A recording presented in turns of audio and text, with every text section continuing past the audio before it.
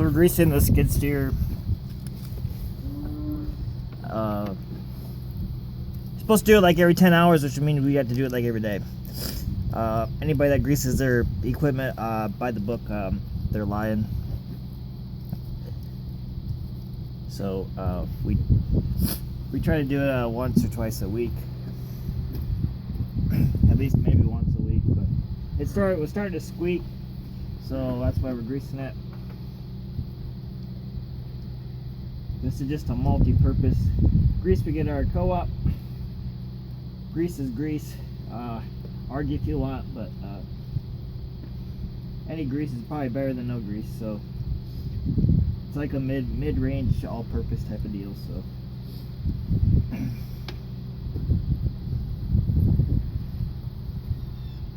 I'm not exactly sure how many. I'll show you in a second the little chart.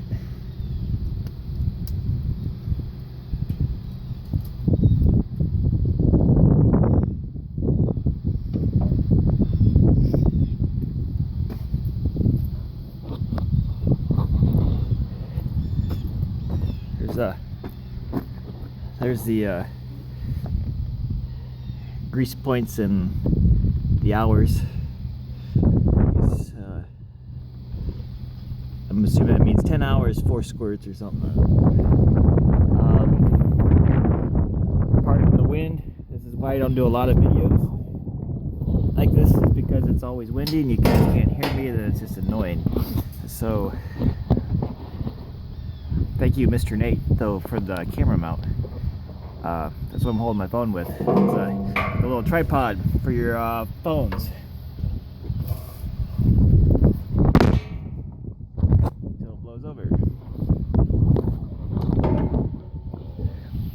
There's basically a couple of grease certs on a grease cert on each pivot point on the boom. That's basically the only grease stuff on there. Like I said, it keeps falling over. It's windy out. It's winter time. Like I said, we're not in the business of making movies, but we try, because I know everybody likes to watch them and I like to share stuff. But this is why a lot of stuff doesn't happen. I'm more than happy to do it, but that's what you have to kind of put up with. Put up with me for, until we get them done.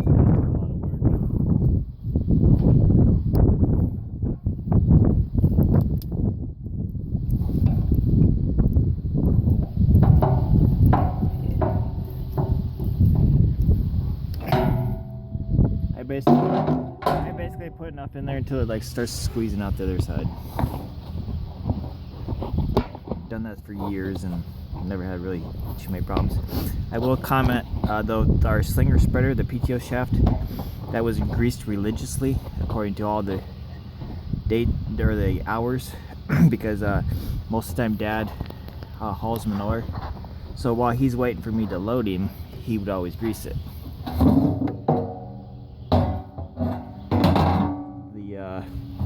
Knuckles on that shaft blew up, I don't know, within a year or two. So, and we've had stuff that we grease but we don't grease. We do it but we don't do it, and then that slinger, we did it like you were supposed to do it, and it broke, and that was like $1,000 for a new shaft. So everybody can bitch and moan about pardon my language, about greasing stuff and everything. There's a point, and I've heard some other issues, other places people grease everything by the book. The problem is they're greasing it too much. They got too much grease packed in there that the heat can't dissipate from it because it's all clogged up with grease. So I know the real farmers will agree about how often things get greased. Yeah, you try. Make a good effort at it, but as far as every 10 hours, I need to hire a mechanic to come here at night and grease machinery, because 10 hours, that's we need to grease all this again tomorrow. It ain't gonna happen, I'll be honest. We do check the oil. I'll be honest on that. Maybe every other day, every 3 days. Probably should be checking it every day. I'll challenge anybody who checks their oil and anything that often.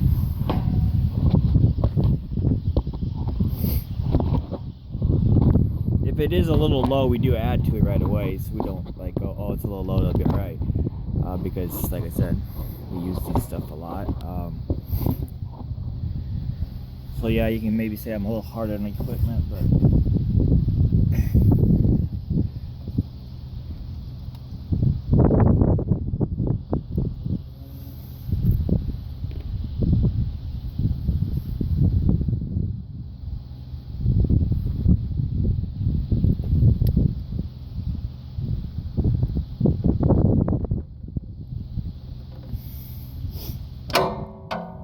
yeah, basically there's like every place that the loader pivots, there's a spot. Like I said, I got a load of feed mixing at the moment. That I pulled down here to the cabin barn because we don't have a heated shop. We could heat our shop, but so we keep our oil and our grease down here in the heat, so it's easy to maneuver. So it's not like we just have like nothing else to do today, so we're gonna grease our equipment. This grease gun is 20 some odd years old. My landlord bought it when they started here, when we started the cow herd back when I was a herdsman. So basically we just never lost it. You see the hose on the end is getting wore out. And it wasn't because it's not still here because we didn't use it. It's because it had a place in the shop that it stayed. Was always returned to its spot, just like a tool. We still have the same wrenches that we had when we started.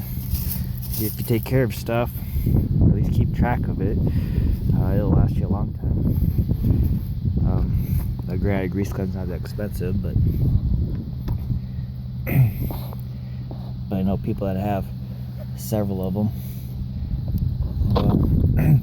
Well, they like to keep one with the tractor. Well, most of you guys are never that far from home anyway. You always come back home at night or whatever, and then you work 3 days. So I don't know why you necessarily need a grease gun on the tractor. But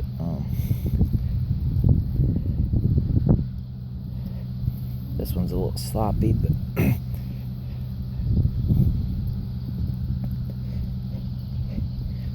basically pump grease until it starts squeezing out. And it's just starting to squeeze out on the other side.